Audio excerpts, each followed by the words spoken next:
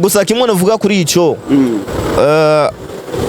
gutera imbere mu muziki ntabwo ari ubu legend ntabwo ari uburambe gusa ni novuga yuko ni arrangement yawe ni management yawe. Landry Promoter yaragize accident si yaragize accident ariko mafoto postingwa menshi turabona ifoto ya Kube Drama agiye kumuraba Landry Promoter. Yego nivyo ni kubera ko mufitani ugwanko cyangwa ni kubera ko atamwanya urabironkera? No bro atigizwahili wakituachie sisi abandi babaze wako wa host hapa Buja Flavor wanaweza wakapinzana na drama mkiswahili sio yeye unaona wapo wengine hello bakunzi ba Eric Burundi TV ndabaramuje mwese murere amahoro y'Imana komeze kubana namwe mwese mudukurikirana hama ndagutume ukanda subscribe nimba utarakanda subscribe ino ni Eric TV Burundi ndakubwira ati nimba ugishitse ucake telefone ya muno mwanya ndagusabye ukande subscribe nimba utarakanda subscribe rero warahomze byinshi ongera ukore comment share cyane hama commentaire yotorekenegana ugeze bwa twumva igana ngene wacakiriye n'umunsi ndi kumwe na Kube Drama tugetwage byinshi turakubwira rero ndi kudukurigana gwera ku ntango y'ikigano gushika ikiganiro giherera behind the camera say my cameraman urazi ko ategerana hasi n'umunsi numwe akuzana ama image ameze neza cyane hama reka na makre grand frère Kube yo welcome thank you bro. Kube Drama hari ibintu byinshi bikuvugako ariko imbere ya byose ndagusavye twege mu Giswahili mu Kirundi nibaze yuko byo bavyize ko tuvuganira mu Kirundi kuko ikirundi ni ciza gishika kure nkuko niyemeje muri press conference nakoze 27 navuze yuko ndi tayari kuduza ururimi rwacu rw'ikirundi. Kube tukumenye mu bigano byinshi uyaga ururimi rw'igiswahili from today uvuze ati Kirundi wariyemeje kuduza ururimi rw'ikirundi ariko turakuze mu mafilme yawe ukiniga igiswahili cyane why ikirundi? Like ni kubera gusa nashimye guteza imbere igihugu cyanje cy'u Burundi ko umuntu uvuga ati filime ziwanye mu Burundi nabwo zikurikiranwa gose bivanye n'indimi nkoresha n'ama interview niyo mpamvu nashimiye uko ubu ni Kirundi kwenda mbele. Kube Drama aho biherutse hari ibintu byinshi byakuvuzweko ariko dusubiye inyuma gato twegeze tukubona ahantu hatandukanye first tukubonye ma company atandukanye ku ma TV online menshi atandukanye eka niyo novuga Alpha TV. From today Kube Drama ahagaze no kuva muri JC Alpha TV n'umunsi Kube Drama ahagazeho ariko ndakubeje kibazo kubera abafana bari kuturaba genda hazahuri ariko nifuza ko abafana bacu bamenya ati Kube Drama promoter runaka akomeye cyane afite izina mu gisagara cya Bujumbura eka mu gihugu cyose Kube Drama uhagazeho. Les fans de Buja Flavor cyangwa Buja Entertainment navuga yuko back in days naora ndi mu novuga ati mu bavyeyi banje muri JC Production cyangwa JC TV ariko right now ndi muri Buja Town TV navuga yuko niyo mvugo iharawe ngaha mu gisagara cyacu niyo TV navuga yuko ikomeye niyo TV riko rabikora bigashoboka kandi abantu bagashima ndi muri Buja Town TV. Okay, reka tugore kuri cyonye cya Buja Town TV ni he difference hagati ya Buja Town TV na JC yakureze? Nibaze yuko JC n'abavyeyi Buja Town navuga yuko sinkora nk'umukozi Buja Town ni wanje. Okay, hari ibintu byavuzwe yuko icyatumye Kube Drama ava muri JC ari kubera Ori Black.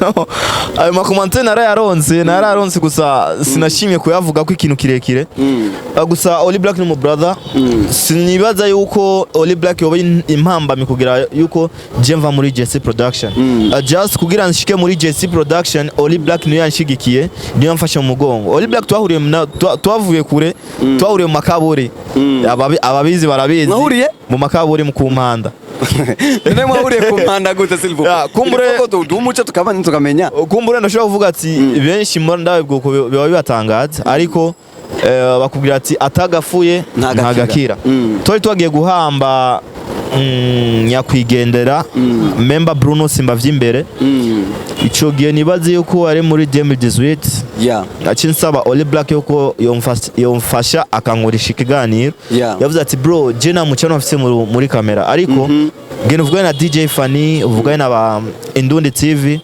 ngiye kubakoma bambwiye ati bro na kamera zitwa zina moto ahari ugira gusaba kwiruka kugira gusaba nyirukane lakini subire nikaenda kwa DJ Fanny akasema na mimi bado sijafanya kipindi hata kimoja ngiye kuba narazungurutse icyo gihe ku mpanda ariko Oli Black yaciye amamagara ngo bro ushaka gukorana ikiganiro navuga ati na Satb Satb yakwemereye navuga ati yego Satb yanyemereye ngo wapi bro Satb yaragara navuga ati man ariyo difference ya drama namwebwe je Satb yamaze kunyemerera yuko dukorana ikiganiro just right now novuga yuko Oli Black ntabwo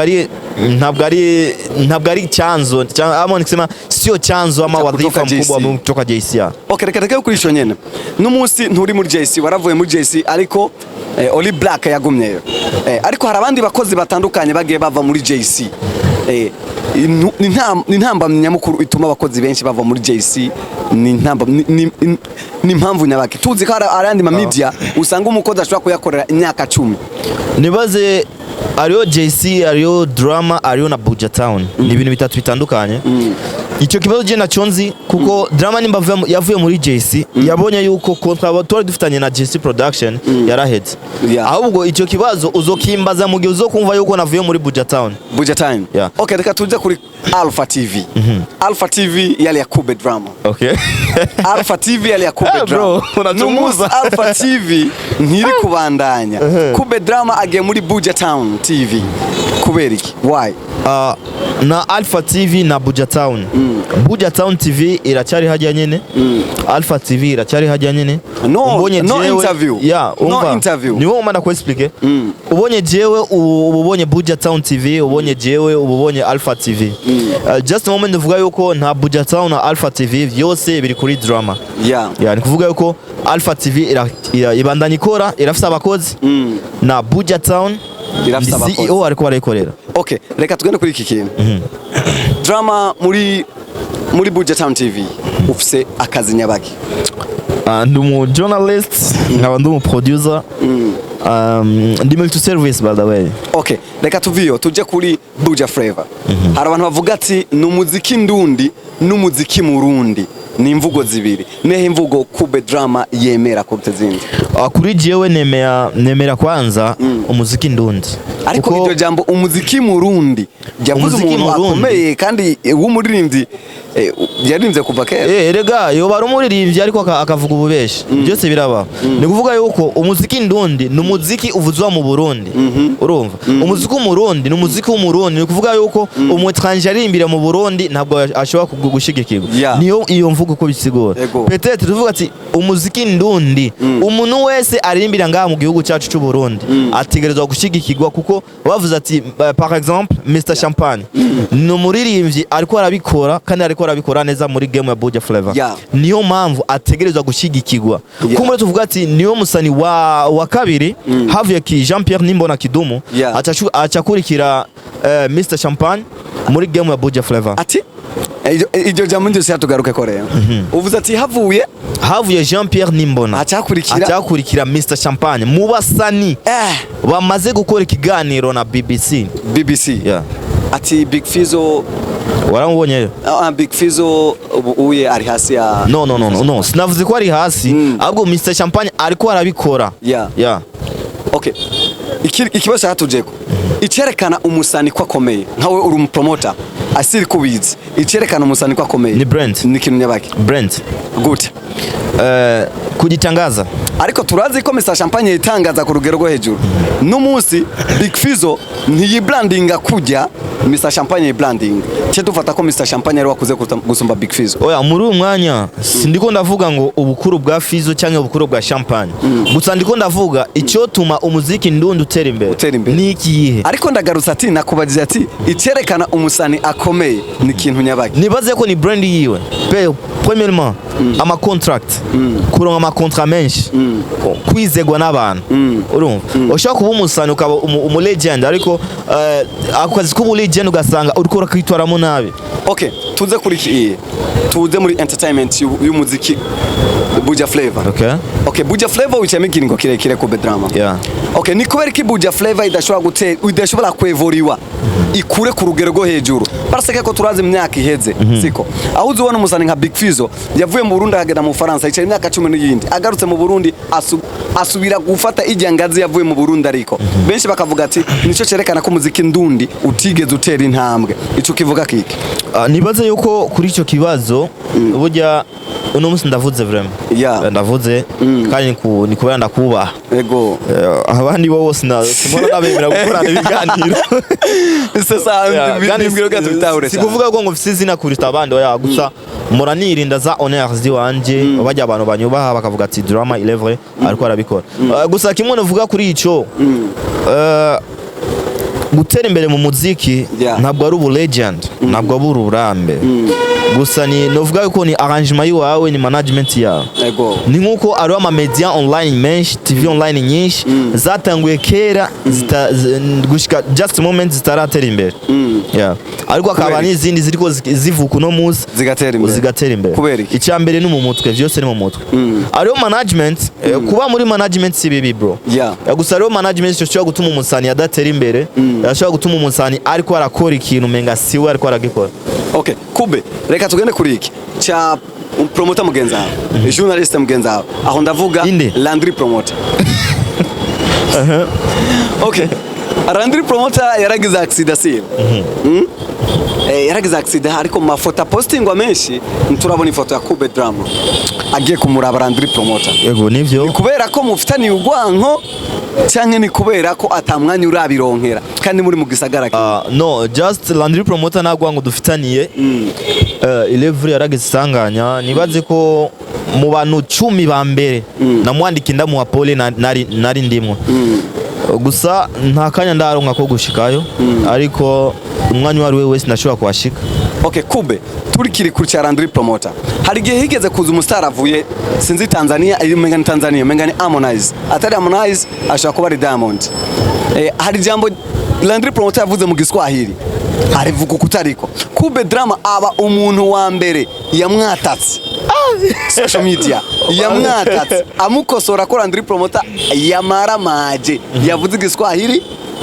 kitumvikana Landry mbere cyane nibaza tukituba Kube Drama atagiye kumuraba iyo beef iracyariho Kube kubera iki wakosoye umustar mu journalist mugenzawe ukamukosora kuri ku mitandao akumbure tuvuganire dushire byose ahabona bavuga ati l'artiste est son œuvre nta kuri umwanya nta Landry Promoter na Kube Drama ni kuvuga yuko Landry Promoter yashaka gukoresha indimi atamenyereye igiswahili bakiturekere twebwe no ati Kiswahili wakituachie sisi abandi babaze wako wa host hapa Buja Flavor wanaweza wakapinzana na Drama mkiswahili sio yeye unaona wapo wengine sio yeye lakini mu bantu bakwishuye bakwatatse nayo mu kukwishura yarakwishuye no jena postinze ubwa mbere naronse kwanza telefone iva ku mu brother wanje ari muri Amerika muri France naho nyine umumenyesha makuru wa kera ni ancien yavuze ati Drama kubera iki utage muri press conference ya Alikiba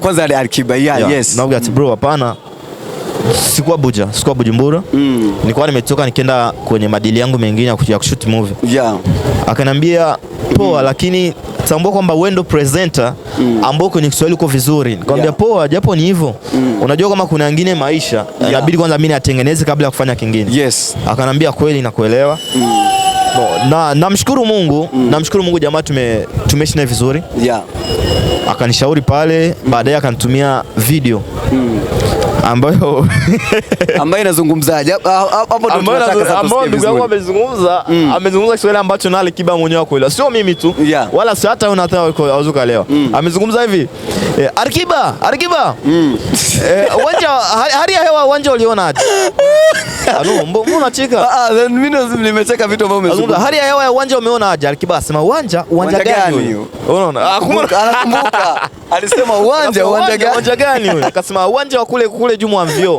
unaona Alikiba asema sielewi anachozungumza. Ni kusema kwamba alitoa, unaweza kusema aliiga. Kwa sababu wakati Barnaba the Classic alifika Bujumbura, nimemfuata kwambia Barnaba karibu Bujumbura, kutokana na ulinzi wa airport, usalama wako na safari yako pia nadhani haikuwa rahisi kama tunazoea Barnaba. Pia karibu, hali ya hewa na isiaje. Unaona? Light naweza kusema ndio kitu ambacho nataka kukitumia yeye. Ile ikamshinda.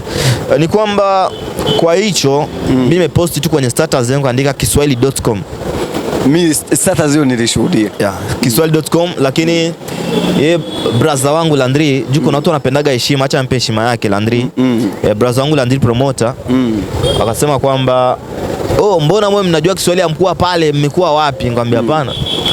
Mimi brandi za hivyo siwagi nazo. Mimi nakuwa na zile brandi za heshima. Unaona? Mimi tulibiana sana mengi sana. Na kuanzia hapo mpaka hivi hatujawahi tena kukutana na Landry. Hata kwenye zaidi ya kwenye simu tu, lakini face to face hatukuweza tena kukutana naye. Na kwenye simu unaweza kumtext, tunampatia pole kama brother. Hakuna vingine. Tu pole sana, sio umefanya ajali, hakuna marefu. Ngoja turudi hapa kwa swali ambalo ulimuuliza. Nadhani watu wananifuatilia na wanasikia vizuri. Swali ambalo ulimuuliza huyu naweza kusema tantine wacho Francine niyo sawa. Bro, umekuja umenisoma. Francine niyo sawa. Waramubaji ikibazo. Uramaza timbe Francine ngira abantu bayi banyacamenye umuntu yabajije ni Kube Drama. Atimbe Francine ne uzorongo kwa jari. Twari muri press conference nibaze yuko namba twari bamenyesha makuru bake twashikanga 200 personnes. Yatanga aravuga biography yiwe kungene yabayeho, akacavuga ati ndatanze umwanya wamenyesha makuru wambaze. Nikuva yuko umuntu ashobora kubaza ikintu atumvise. Nibaze ko Francine niyo nsaba ni Murundi kazi. Ariko umuravye uri kurihuta umengana umugabo cyangwa n'umusore bivuga uko.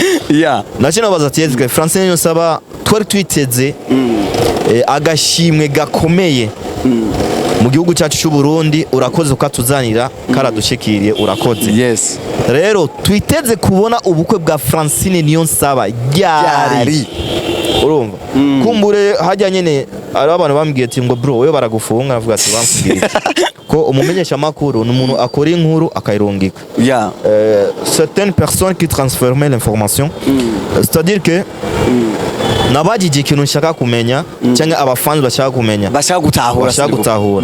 Ni kuvuga yuko Francine niyo nsaba yanyishuye nk'umuntu yashavuye ngo vyereke n'ubukwe sindabishaka.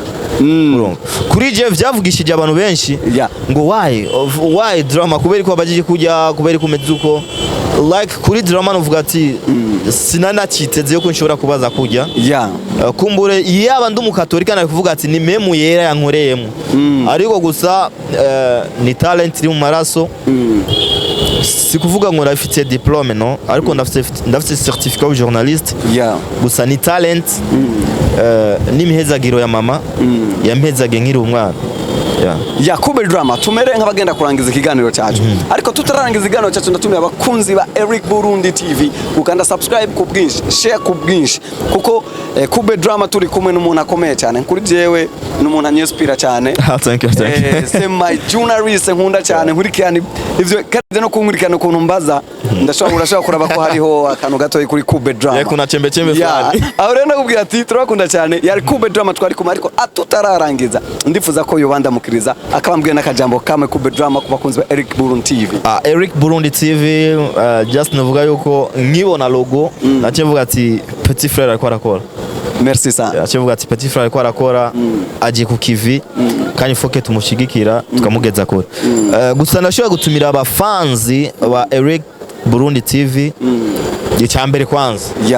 Sinshobora kugukunda ngo niyanke bagire subscribe muri account yanje muri channel yanje yitwa Buja Town TV, bagire sabone ugira barabe uyo drama bavuga ninde, icyo giswahili bavuga ni kihe, avuga gute. Kumbure benshi bazi drama avuga Kirundi, avuga Igiswahili, why no munsi yavuze Kirundi. Na press conference natanze navuze yuko nje gukosora utunenge si nkuko ngo ndashobora kubikosora ngo ndabimare oya ahubwo nzogerageza gukosora nabo bavuga ati Buja Flavor yahindutse bavuga ati nawe bavuga ati yahindukiye he bahindutse gute imeze gute kora gute bavuga ati na drama arabifite mu buruhara ni kuvuga yuko abafans ba Eric Burundi TV cyangwa abafans ba Buja Town TV ndashobora kuvuga ati ni mugenere muri Eric Burundi TV mugire subscribe tumushigikire mugenzi wacu nkuko je baje kunshigikira muri press conference nagize vraiment ndabishigikiye. Okay, murakoze cyane. Hama bakuzi ba Eric Burundi TV mwumvise ko ari kukanda subscribe kuri Buja Town TV kugira ngo dushigikiranire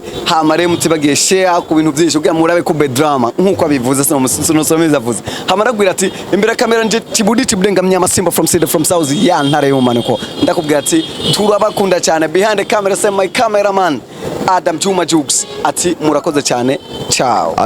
Okay.